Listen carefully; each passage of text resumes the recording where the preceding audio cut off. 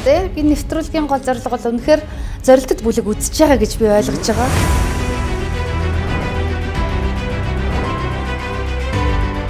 За тэгээ түрүүнд таны шүүмжлэг бол би үнэхээр хүлээж авч байна. Таланталтын сан бол үнэхээр хүмүүс мэдгүй байсан. Тэгэнгүүт манай хамт олон бид одоо судалгаа хийлгэж бид хана алдаа гаргасан юм бэ?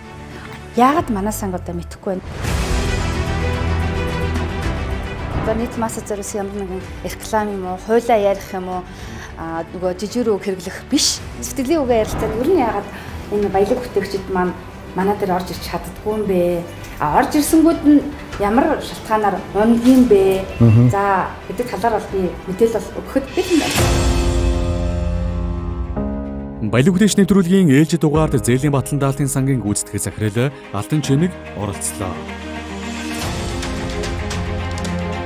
Үнэхээр барьцаа өрнгийн дутагдaltaй зээл нэн шаардлагатай байгаа аж ахуй нэгжид маань түрүүний хэлсэнчлэн санхүүгийн сахилгын асуудал дээр л уучаад байна. Батлан даалтын сан бол аюул хэцүү газар аа. Батлан даалтын сангаар явсан зээл 3 4 5 сар болоод бүтдэггүй маа.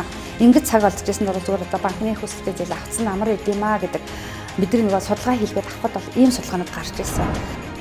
Үзэгч та бүхэн ETV телевизээр бэм гарагт 20 цаг 50 минутаас хүлээн авч үзээрэй.